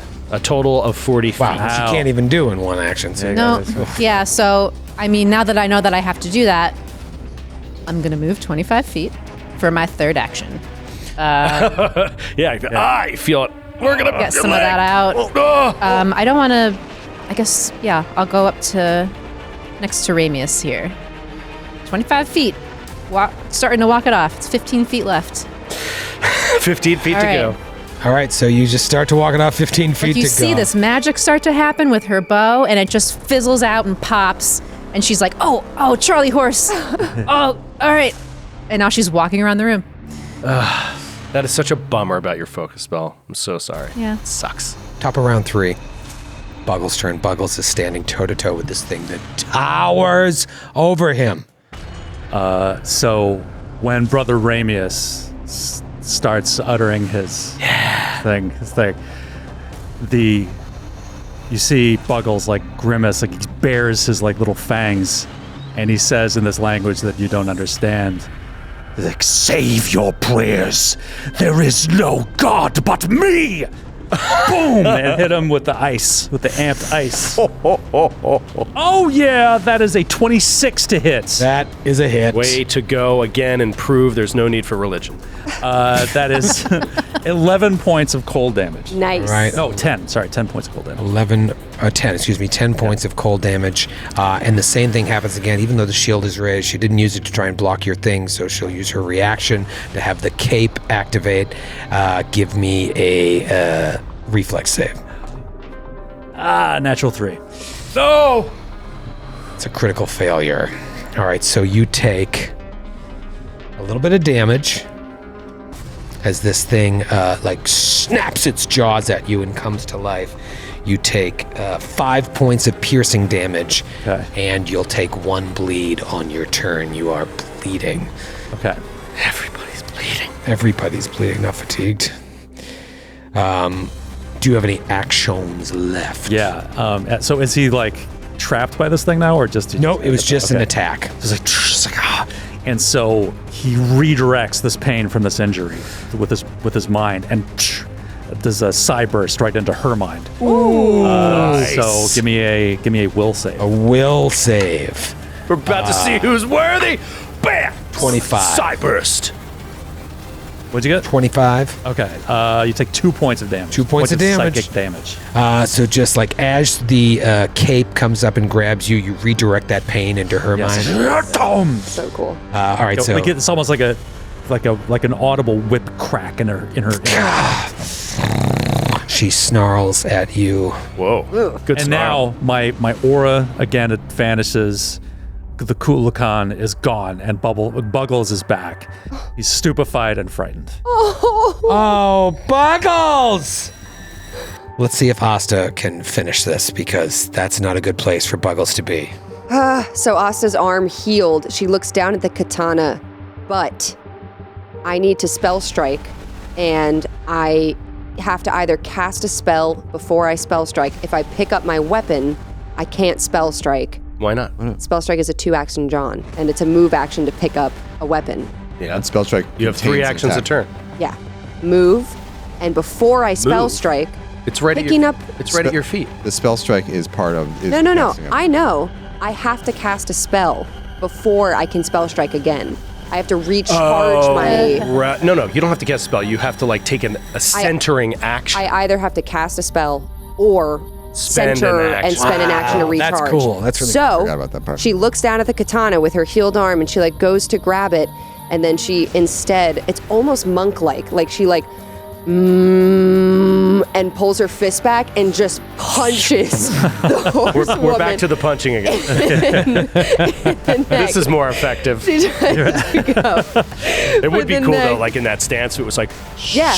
She's in her arcane cascade stance, and as she punches, I'm going to cast hydraulic push Oh, there you go. and punch this horse in the neck. Okay. All right. Spell strike Let's with see. your fist. wait. I'm spell striking with my. I'm gonna center myself 1 action, not pick up the katana. Spell strike with my fist. Gotcha. Wow, And you don't okay. have another use of the shocking one because remember, she's covered in metal. I could, but I mean, I could.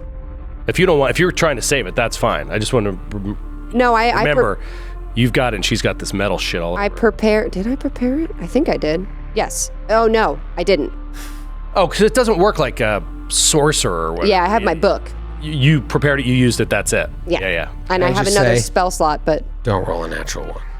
We can't have another one. We can't why have would another you one. say that? Whatever happens, don't roll a natural one. Don't talk to me. All right. Don't got talk to me this. when I'm rolling. I'm Anything focusing. but a 1. Okay, it's not, but it's also not good. Ugh. It's going to be a 19. Oh, plus 1. 20. It's going to be a dirty 20, That's not that bad. For Yeah. flanking. and it's flanking. +1, dirty 20, and it's off guard. It's off guard, but it has its shield raised. But I used my Oh, yeah, he- action. Does not have a shield raise. Yeah, That was last turn. I used my reaction to have the cloak, so I can't do shield block with the shield up. Oh no, the shield still gives you Yeah, the your AC. But shield you're is still But raised. you're flanked, so it's, It offsets. yeah. Yeah. All right, so what happened? Dirty 20 So dirty 20, to hit. right? My AC is higher, but then it's lower. That's a hit. Good job. All right. Confused. So that's 3 points, I guess, of bludgeoning with my fist. Non-lethal. Plus an extra 1 from force from my arcane cascade stance. It's a force damage, 1 force. Then my hydraulic push. It is 3d6. It's just a regular success, right? Yeah, Yes. yeah. So 3d6. Let's see. Yeah, its Hydraulic AC push isn't doesn't 10. have a save against it, right? No, God, I rolled like absolute trash. I'm so pissed. 9 points. Yeah, there is this. Oh wait, you have to make a you Ranged spell Oh, because attack. you critically succeed, you could do crazy damage. I could with do this thing. 6d6. Holy if I crit. Critical succeed. Okay. All right. So what's the total? 9 points. So it was, sorry, before, I don't know what I 3 said. points of non-lethal fist. Plus And 1 then force. plus 1. So 4 plus 9 is 13 points total. 13 points, but some of that was non-lethal. 3 was non-lethal. Well, it all gets added together to all the same. Right. She falls. Wow! Nice.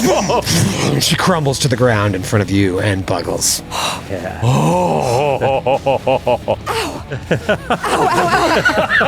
Ow! That was really cool. Are you okay? That was really cool. Are you okay? Me? Is everyone okay? Oh, We're yeah, not. just We're walking- not through yet. And he turns over to Talitha. What are you doing? There's a couple people still bleeding, so let's hold on here. Buggles, I'm bleeding. You should have had taken one bleed and then roll to see if you removed the bleed.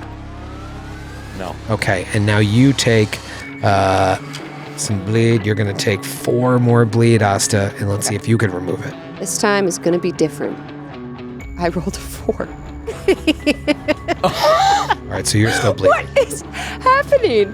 Captain Salah is out now. The gross blade ball. We'll see if it will move up to another dying. You don't know. It's still down. It is Talitha's turn. Talitha, you have 3 actions, but you're still bleeding, and this thing is standing in front of you, but you don't think you have the power to end it. I am gonna stab it though because I want to get rid of this enfeebled. Yep. Okay. 14 to hit. Okay, you hit it. Okay, I'm no longer enfeebled. Stab. And then I'll stab one more time. Okay. Okay, there we go. Natural 15. There for you go. 16. Great.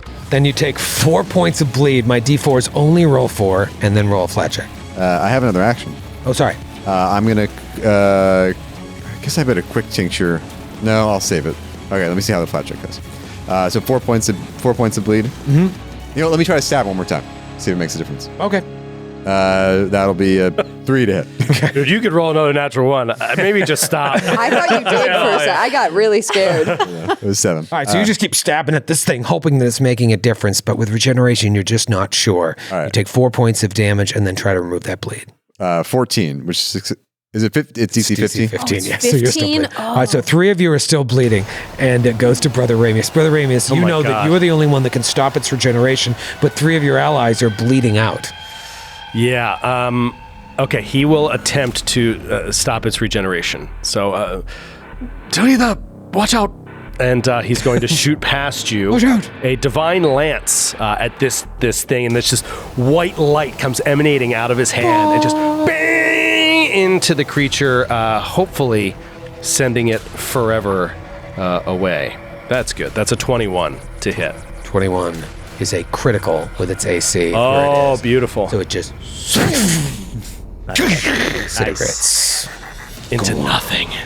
But do you Julia have looks any at you actions? and she's covered in her own blood. Yeah, exactly. So if we got to stay in combat rounds, you know, he's like, come here, let me close that up. I have bandages. And he's Divine going Lance to, 1 action? No, his turn is over. Right.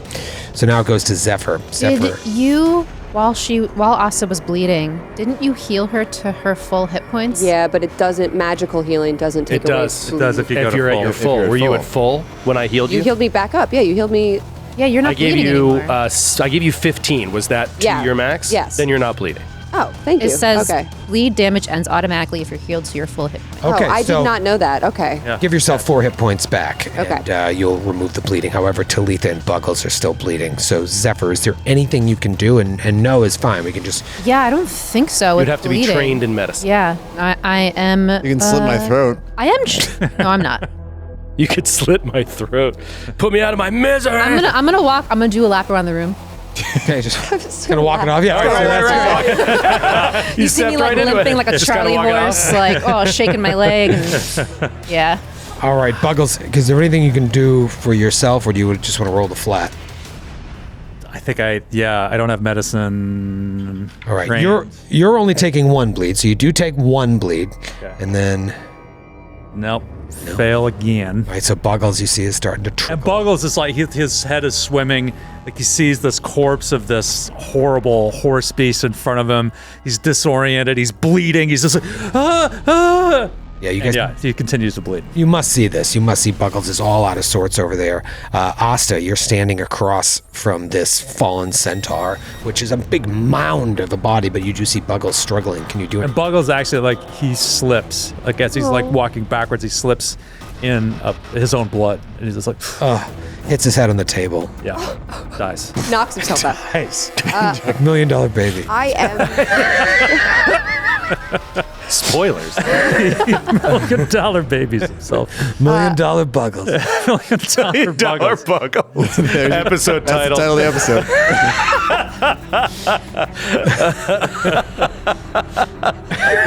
What a terrible day.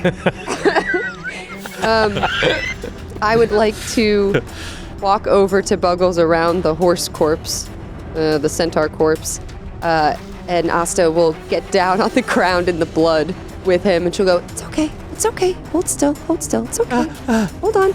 And I'm gonna do a first aid check, I guess, with my trained medicine.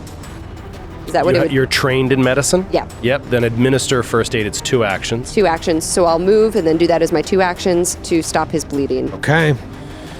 All right, so the DC on this is going to be probably this thing's class DC, I would guess, since it didn't. Is that how it works? Yeah, it's the DC of the effect. Oh, because it was Oh, fun. well, I'll do my best. A I fun don't know if I'm gonna get that.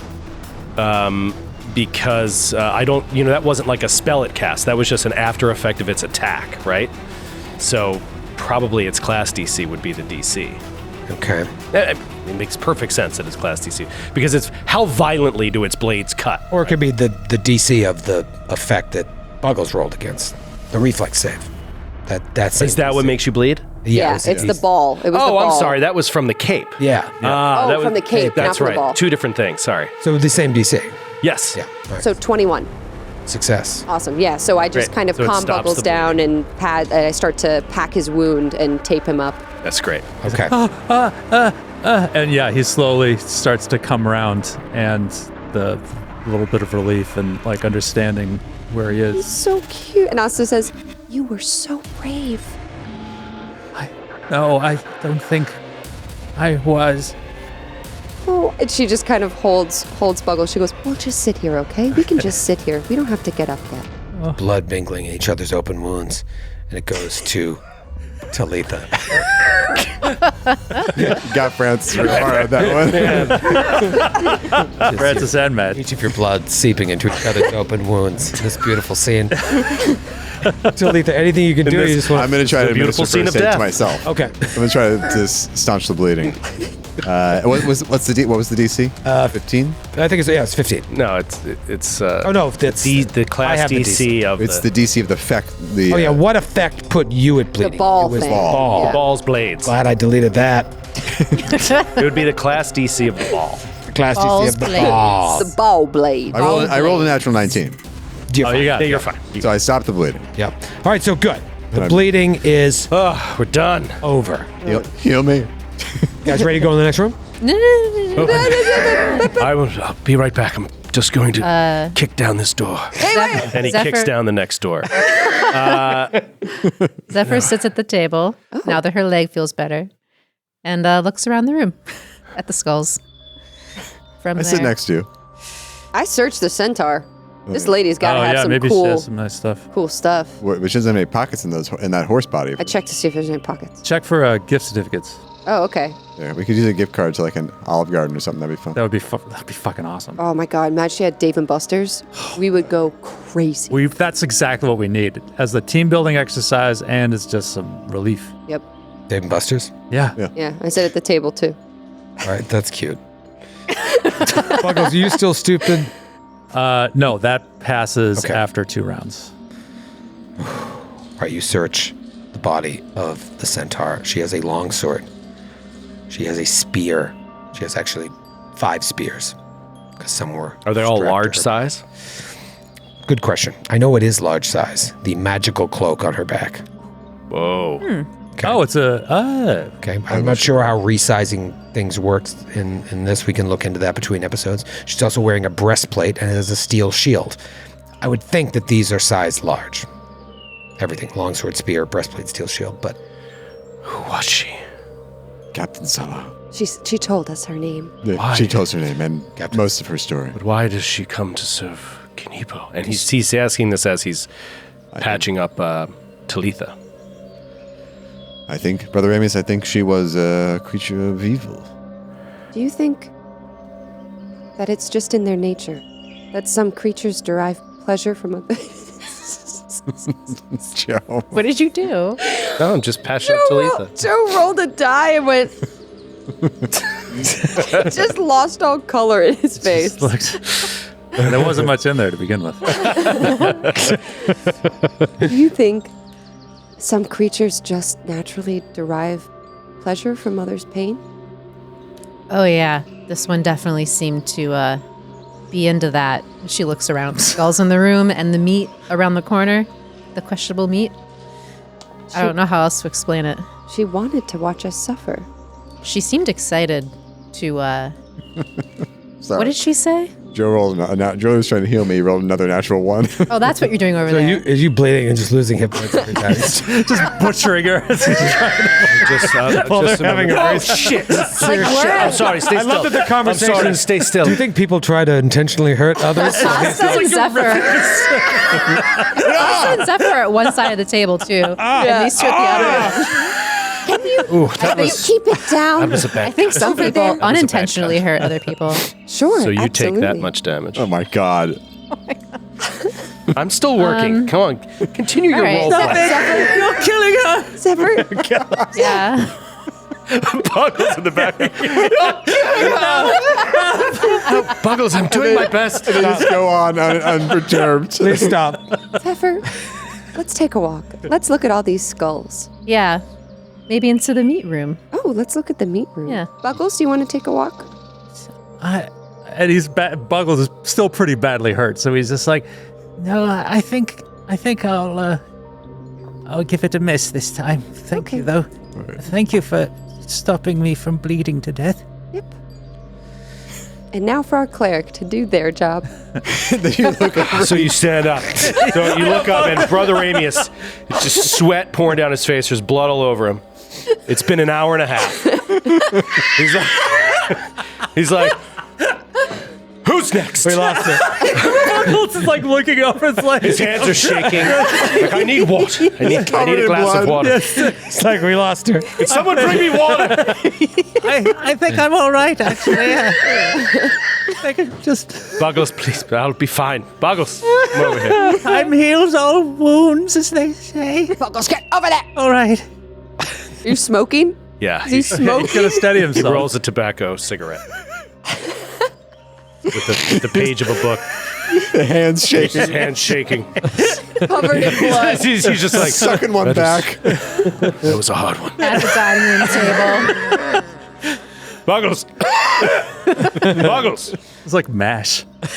It really is. And it should be treated as such. This is nasty, man. Oh, yeah. This is war. This is gross Yeah, it is. and brutal. And time has to pass as we take care of this. So in actuality, it took me 40 minutes to take care of Talitha. So lots to discuss. He's going to start patching up Buggles. Buggles. Before you actually touch him, he reaches out and he like gently sort of grabs your wrist and he says, I'm sorry. He said that about your prayer.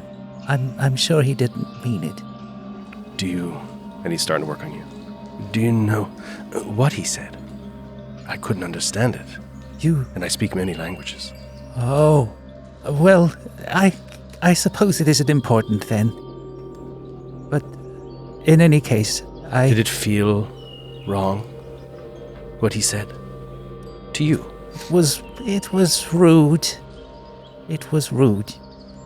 But I think he means well, at least as far as I'm concerned.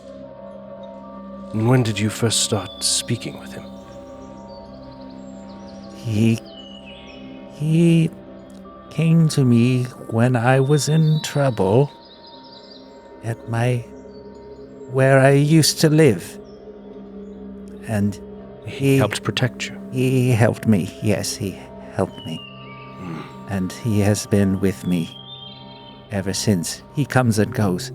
I have noticed when we were outside earlier, and he kind of smiles, and he's making progress. He does 7 points of healing. Oh.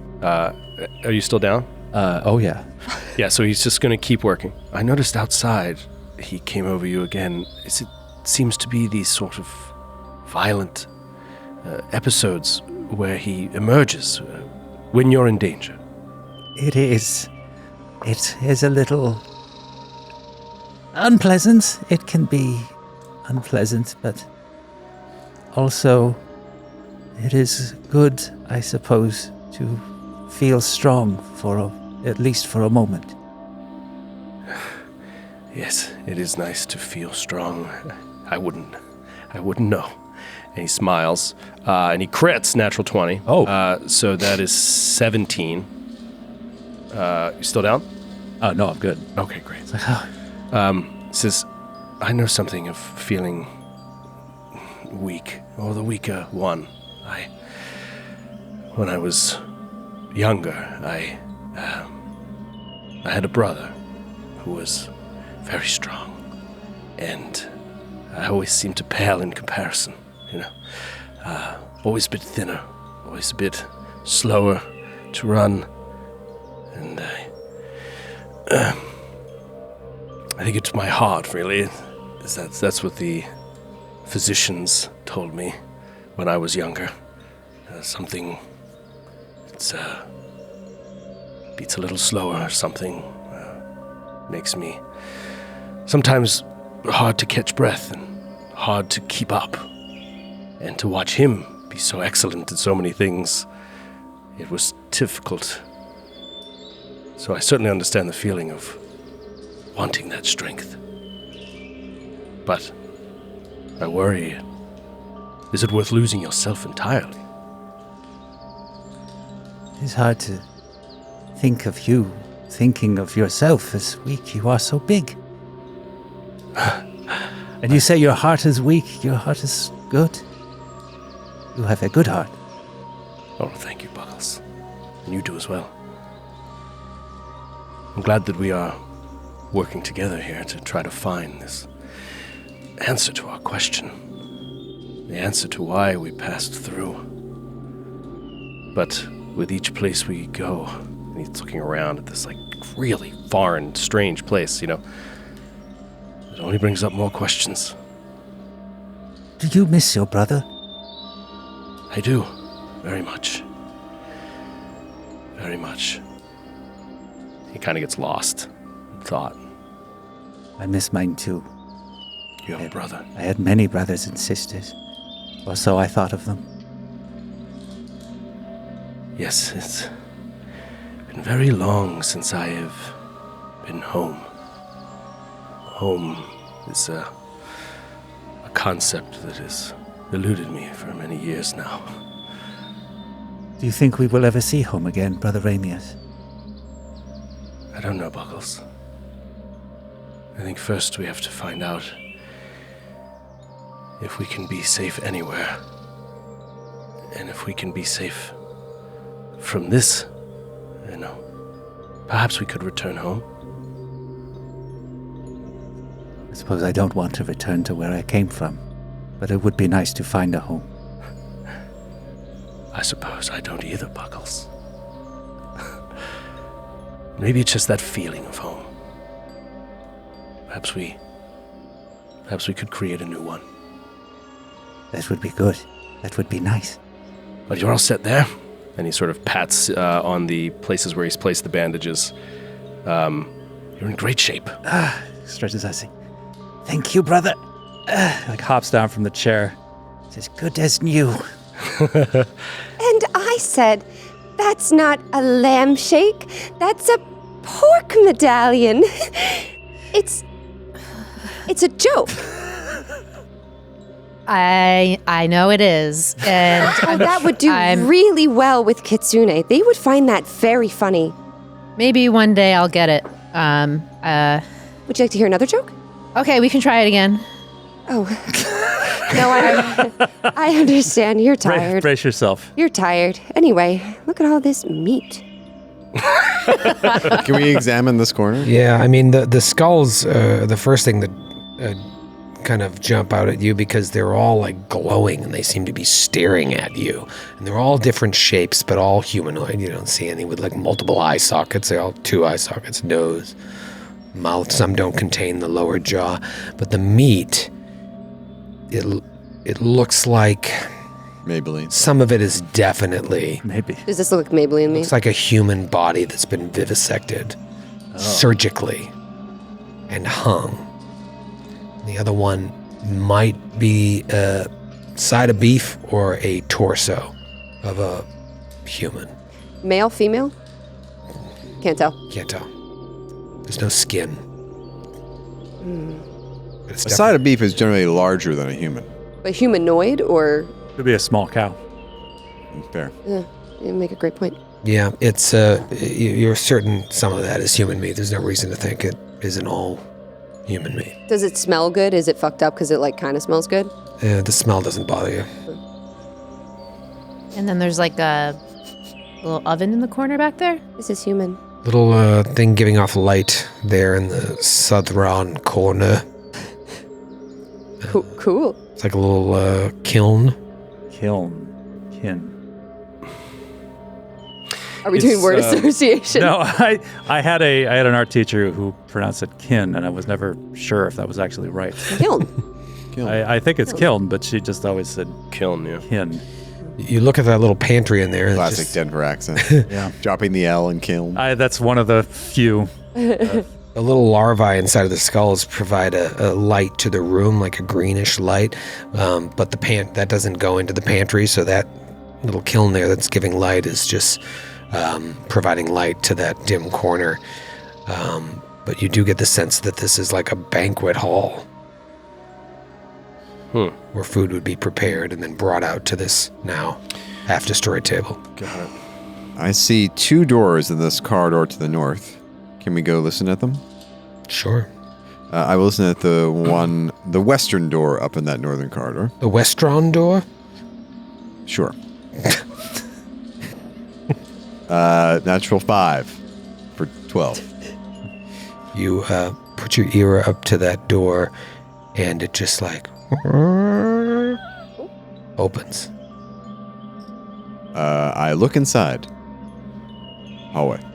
You look inside, and you see a long hallway that stretches like up to the northwest. Asta, do you hear anything at that door to the north? Hold on. And I reach into my little side bag belt thing under my robe, and I have a little brass ear, which is part of my equipment. I bought this. It's a short tube, and it goes in the ear canal, and you can use it to listen through a door or a window. It's a hearing trumpet. Yeah. Is that a thing? Mm-hmm. Yeah, it is. What was that? Want the moon? And I put it against the door, and I listen. 22. Nothing on the other side of the north door. And Talitha, you turn back to look up this hallway, and you see along the western wall, or the western side of this long corridor, are framed paintings, all equally set apart, stretching all the way down the hallway. Each painting glows softly, and you can see like the first few, and they depict figures that seem to be moving in the frame. It's Hogwarts. If you sit there for a second and watch, it looks like a cycle, like starting and restarting these moving pictures, like short, repeating Motion scenes. pictures? Moving pictures. Like a GIF. Pictures. Is it a short film? Is it a short film Short festival? It's a short film festival. Tickets. A gentleman comes out. Tickets, please. I think we Is your should voting watch. card? I'll go check out the paintings. Is this a Nickelodeon, you see? How much? 5 cents? Bear with me one moment. I want to investigate these pictures. I'm coming too. Oh, great. Talitha and Asta enter this corridor and start to look at the paintings. The first one portrays a long, thin figure, 8 foot tall, maybe hairless, rail-thin body, completely genderless, and like the color of pale slate. has an oversized mouth full of flat teeth, puncturing an otherwise skull-like face.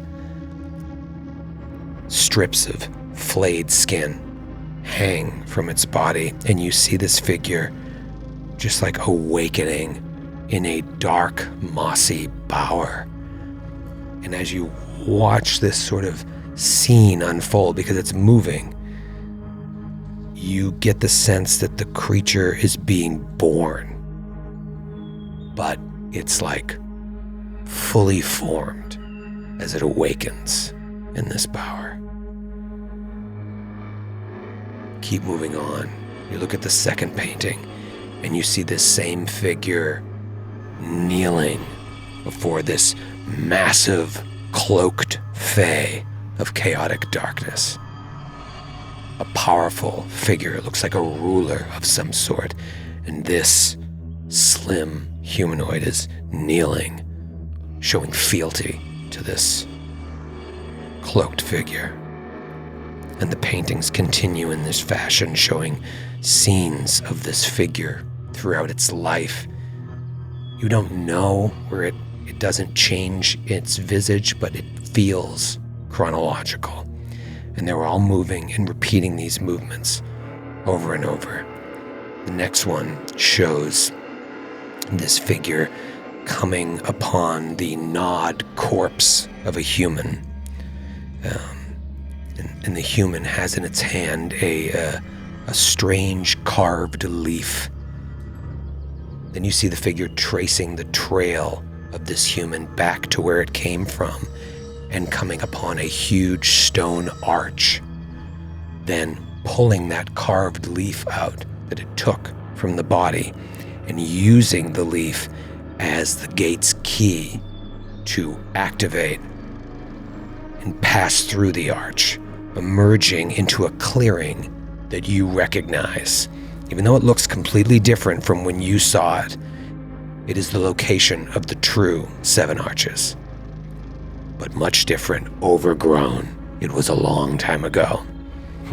The next one shows this figure now in that world, your world, hunting elves, gorging on their shadows, capturing them, experimenting on them, vivisecting them, clearly trying to do something very specific, but ultimately failing in every single one of his experiments and killing the elves. The next one shows a group of elves, elven heroes, banding together to stop this Fey menace, hauling it back through the Seventh Arch, back into the First World, where they imprison this figure in the stump of a giant tree. You see in the moving painting the elves taking that little leaf key back from the Fae to ensure the figure would be stranded in this world, the world which you find yourselves in now. The next painting shows this figure sitting in its prison, just experimenting with shadow stuff.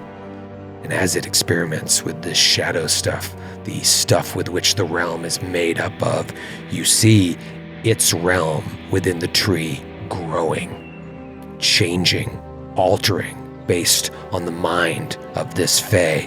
And it grows in such a way that tendrils from this plane branch out into the material plane, seep into the material plane, and you see this figure coming to a great discovery and then sending a great evil through these branches from the First World back into the material world, and eventually escaping their tree stump and returning to the material world, only to find that the elves are gone and that they left long, long ago.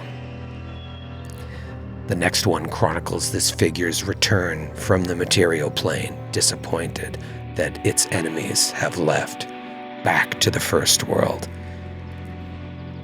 spending centuries haunting and stealing people from the material plane to experiment on them, looking for something. going into the material plane, taking someone back into the first world, trying to figure something out, recruiting other fey creatures like the Gorgas to help them hunt. You see them parlaying with Gorgas, trying to convince them to join their cause, sending the Gorgas into the world to hunt people, to bring them back into the Fey's first world stump. Yet again, looking for something and always being dissatisfied with the results.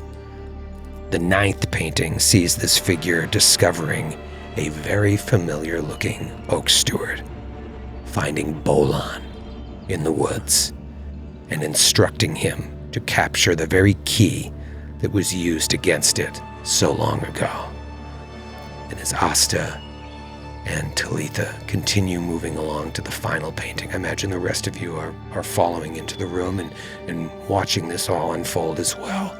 You stop in front of the final painting because disturbingly it shows Brother Ramius, Talitha, Buggles, Zephyr, and Lucky fighting the rebel oak stewards and fending off the unicorn during your encounter at the 7th Arch.